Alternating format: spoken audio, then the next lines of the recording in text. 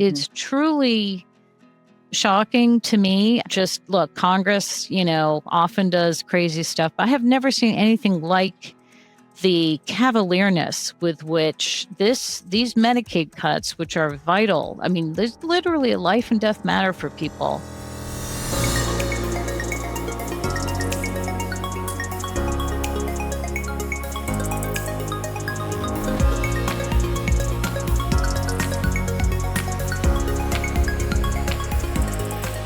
Hello, one and all, and welcome back to a very special bonus episode of The Rural Impact.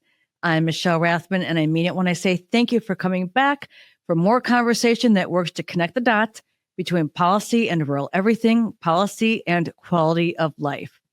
Okay, I'm coming to you for this back-to-back episode because I just returned from Atlanta, where I attended the National Rural Health Association annual meeting, which happened to occur at the very same time the United States House of Representatives voted to advance a bill that has been named by the administration as One Big Beautiful Bill. But in reality, where rural is concerned, it may be big, but it certainly cannot be described as beautiful, not if we're being honest with each other.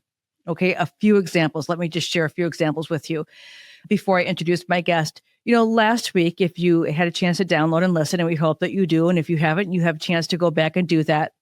We focused on what we're calling dead zones, and that's because it was on the reporting of KFF Health News correspondent Sarah Jane Tribble, along with Investigate TV's Carice Jackman.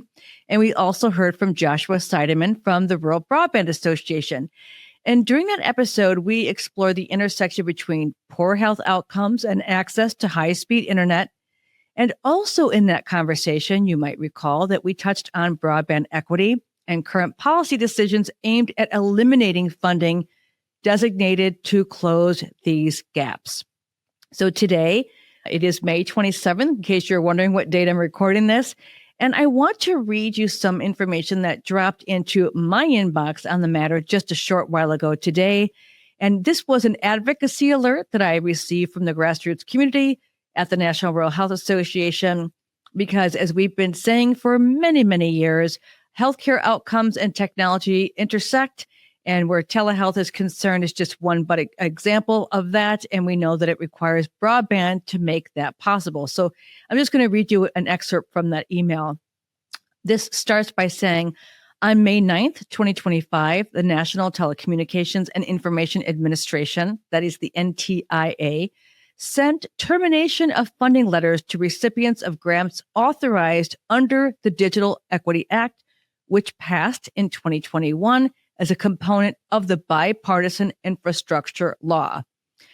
Enacted under the Infrastructure Investment Act and Jobs Act, the Digital Equity Act established and funded three separate grant programs. The DE Planning Program, that's $60 million formula grant program for states, territories, and Native entities to develop state and tribal digital equity plans. The DE Capacity Program, a $1.44 billion formula grant program for states, territories, and Native entities to implement their state digital equity plans. And finally, the DE Competitive Program, which is a $1.25 billion competitive program under which NTIA can issue grants to support digital equity activities consistent with the Digital Equity Act. More than 1/5 of Americans do not have broadband internet access at home, according to the Pew Research Center. And in rural communities, the number jumps to 27%. It's 27%, folks.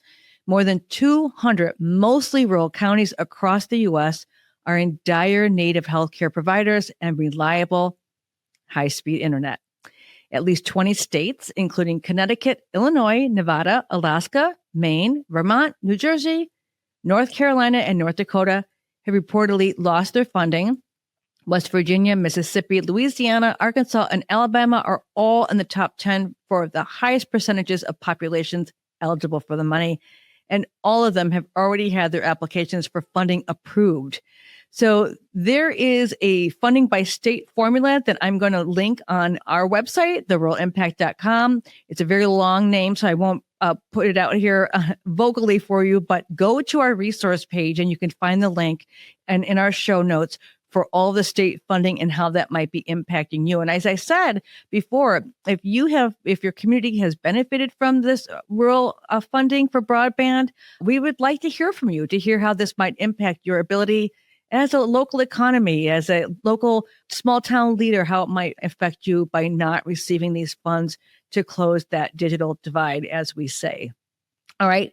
Also, I want to just give you one more example, kind of teeing up our guest today.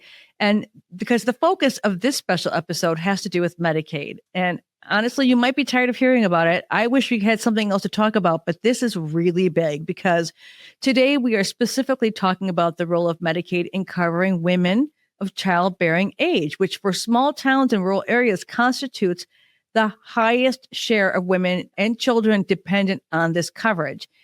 So my guest today is thankfully no stranger to the rural impact, and that is none other than Joan Alker, Executive Director of the Center for Children and Families and a research professor at the Georgetown McCourt School of Public Policy.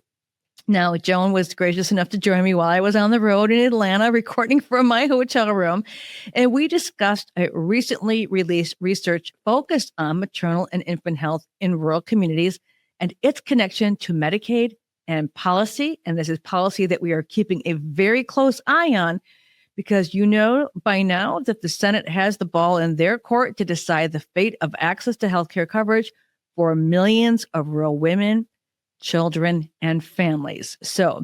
But before we bring in Joan, I just want to mention to you that one other thing I want to do a special shout out to our partners at the American Heart Association. Again, I was just in Atlanta and I had some time, a privilege really of spending some time with a few of AHA's outstanding rural champions last week.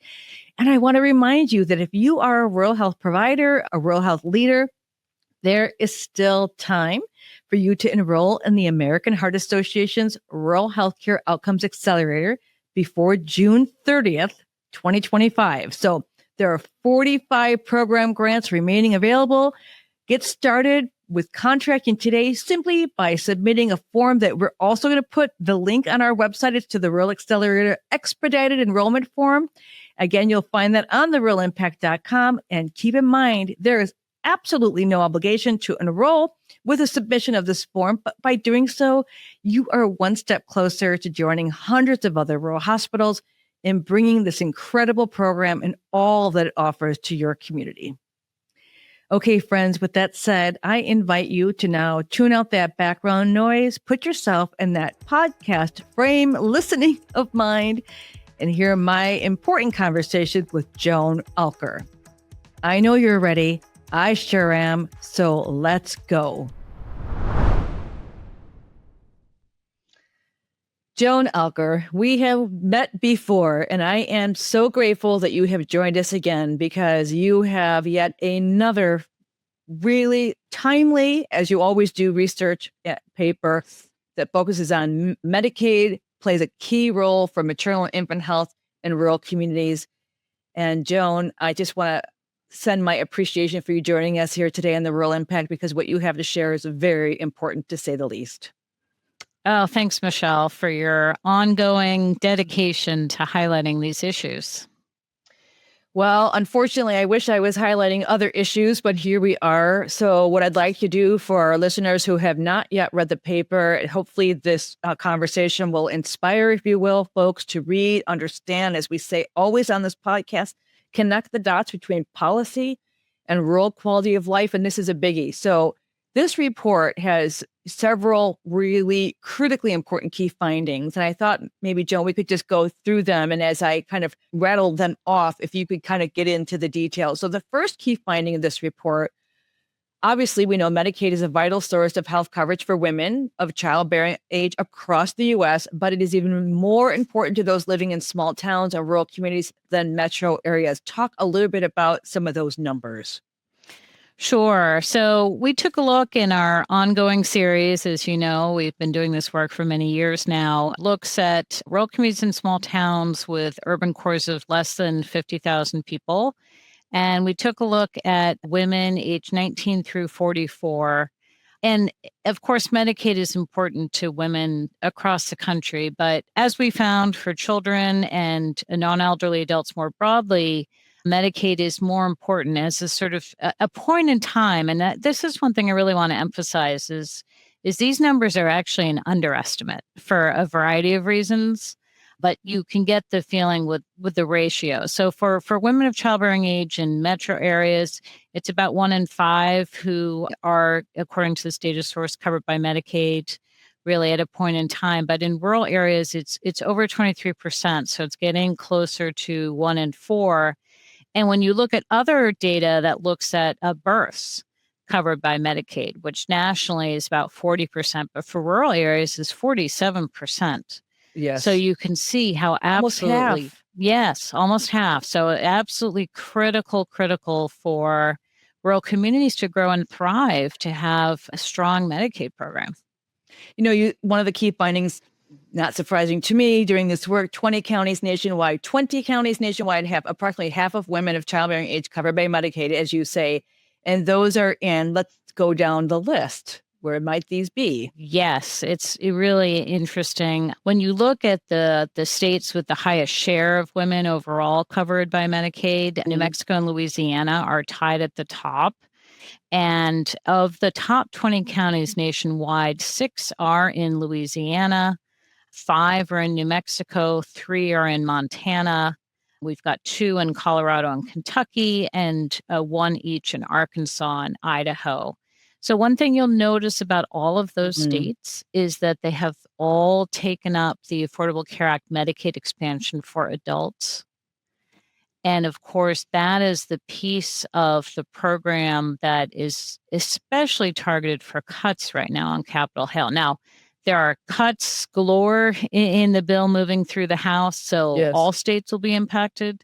But certainly states that have taken up the Affordable Care Act Medicaid expansion will be even more harshly impacted. And so I think you can see, just by looking at that list, how critical the Affordable Care Act Medicaid expansion has been for rural areas. Yeah. I do want one point of clarification. We're recording this on Monday, the 19th of May. And overnight on Sunday, the 18th of May, we're seeing the bill move through rather quickly. And there is a goal in mind, with a finish line being Memorial Day. I have no crystal ball. I didn't think things would happen in the middle of the night last night, but hence they did. And let's talk about the fact that rural communities, as we know, they've been suffering. It's been in the headlines. I think you would have to be literally living under a rock if you did not understand that we have rural hospital closures. And now, not just rural hospital closures, the list is growing in other, unfortunately, already underserved areas. And there's kind of a creep of that happening. So when we put that together with the loss of obstetric services and then the loss of coverage, what kind of, for lack of a better word, what kind of disaster do you see coming our way? Yeah, boy, the data is really sobering, Michelle. As you know from other research, the majority of rural hospitals now do not have obstetric care, which is really frightening. And already we know that women in rural areas, the farther you are from care, the worse outcomes you're going to have for both mom and baby.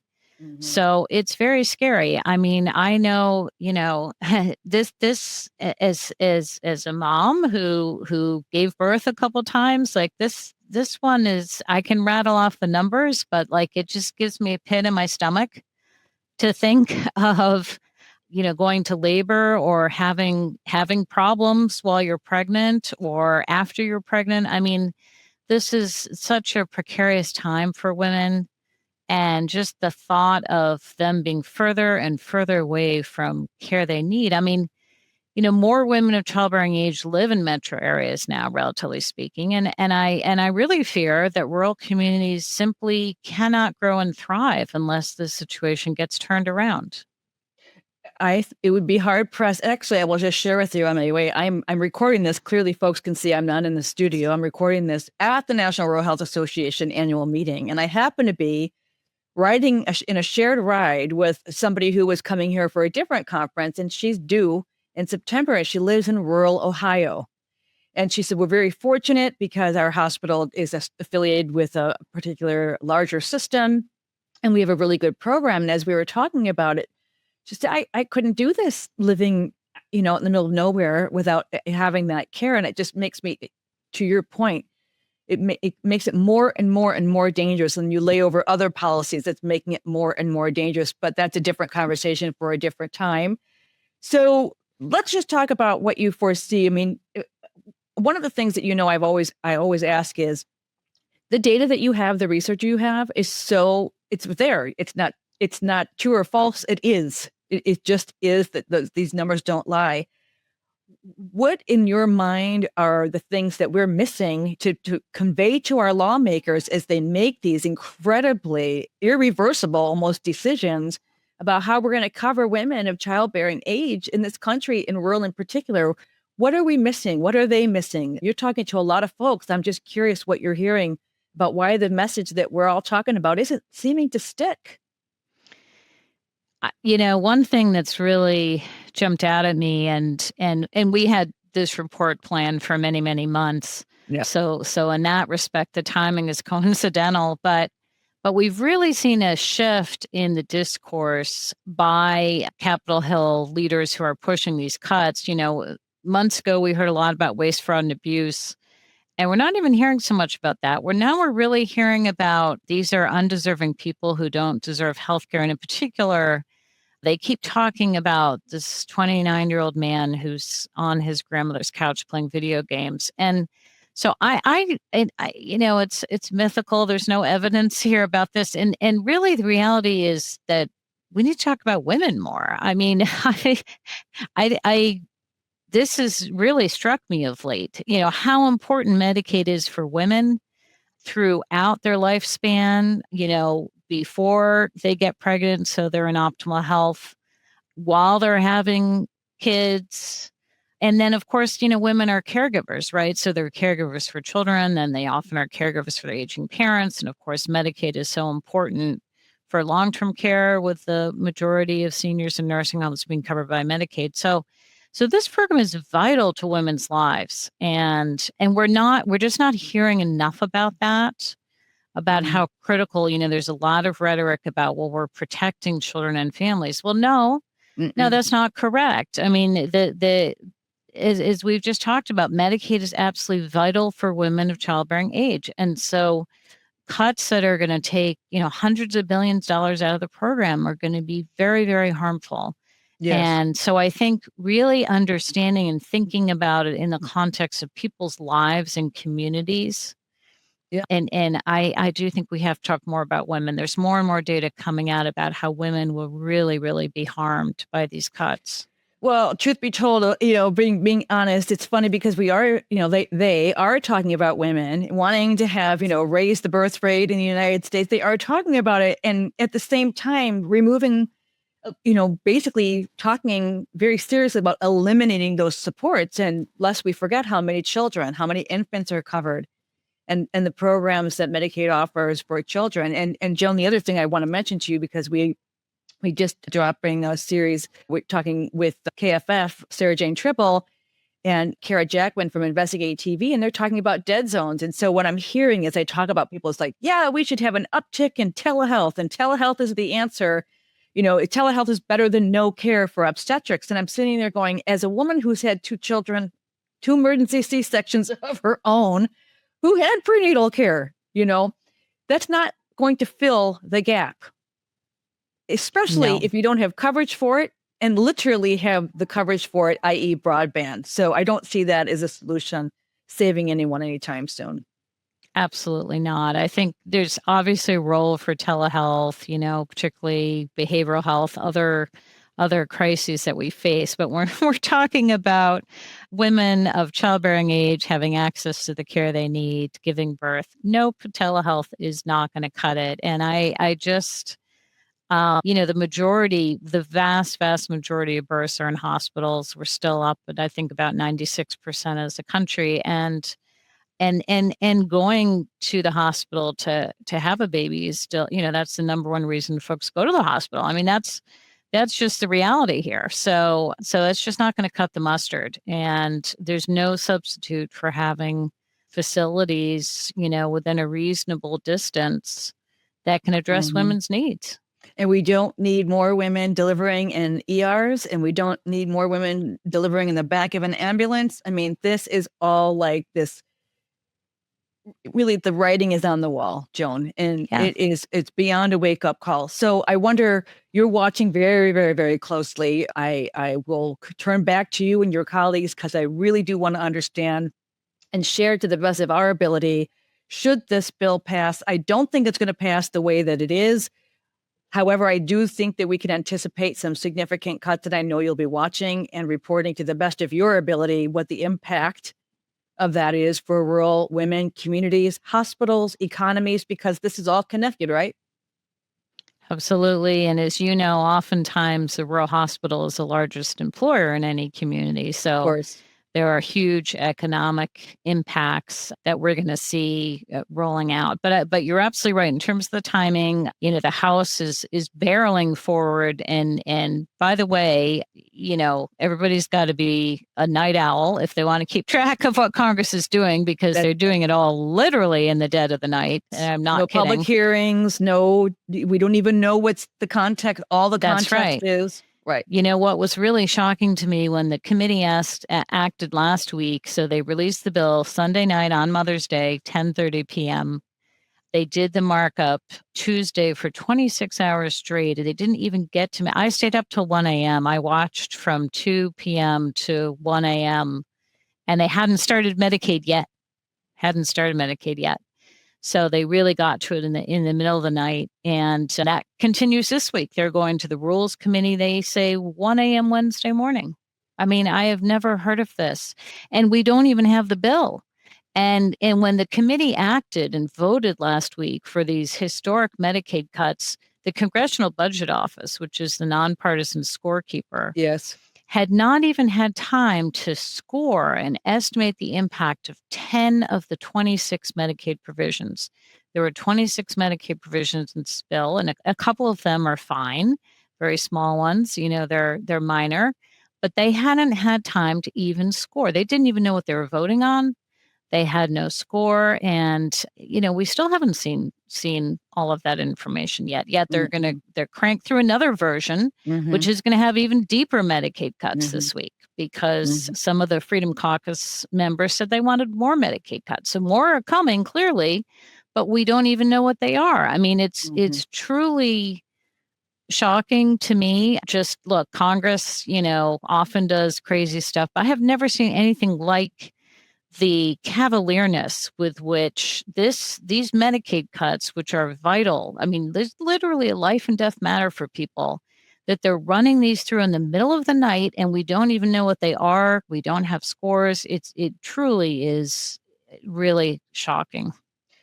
I find myself just gobsmacked is the word I think of so more often than not. And, one thing I wanted to mention to you is because they were talking about, work requirements, and I've read some really interesting different ways to put that. I mean, jumping through fire hoops, to have benefits that you are deserving to have. They did exclude pregnant people from that, the last I heard, but I don't know where that stands, and because we haven't seen it, we don't know where it stands, right? Yeah, look, there's a lot of exemptions, but first of all, there's many ways that adults on expansion, which includes a lot of women of childbearing age. We want them to be covered before, during, and after they're pregnant, right? Yes. That's what's optimal for maternal and infant health. So there's more frequent eligibility checks that will affect everybody, all adults on Medicaid. That kind of red tape we know will lead to coverage loss. There are cuts to a variety of funding mechanisms, provider taxes, and other things that have been important for the financing. That'll affect everybody. And the issue with the work requirements is that these exemptions don't work very well in practice. We've seen that. Data tells us. Yeah. Yes, we've seen that from the states that have done them, and they're saving $300 billion there. That's just purely from coverage loss. I mean, the estimates from the parts they did score, and Congressional Budget Office had time to score for the first round, was over 7 million more uninsured people. So, and that's, that number is going to grow, and it's not even counting the Affordable Care Act marketplace effects. But, I would say this, Michelle, to your listeners, a lot of lip service has been paid to rural communities by the proponents of these cuts. And we hear a lot about how they want to protect rural hospitals and rural communities, but that's not in the bill. So I would say, listeners, rise up and speak about this, because there's a lot of lip service being paid to this, but there's nothing in there that I see that is going to cause anything but harm for rural communities. Yeah. I echo that. I thank you for saying that. And I just want to tell people, I'm teaching a class tomorrow about the media and health literacy together.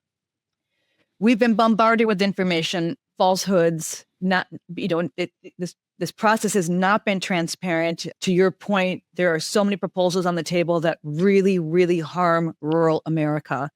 And I don't want to hear from people who say, well, people voted. But I don't want to hear that, because at the end of the day, mothers, children, families, our schools, our hospitals, we'll sort that out later. Right now, we are staring right at a catastrophe coming our way, a tsunami of change that's going to put a lot of people out of access to healthcare, but not needing healthcare. So all those uninsured population are still going to need healthcare down the road. And what happens then?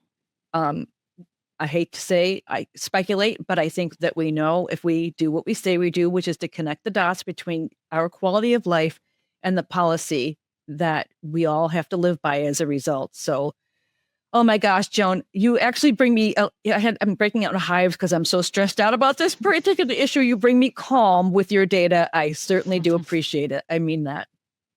Well, Michelle, thank you for your ongoing work. You're such a hard worker out there, constantly doing this work. Every time I see you, you're out there. And this is what has to happen. Communities just need to have the conversation. Yes. So that's the bottom line here. And this is not a foregone conclusion.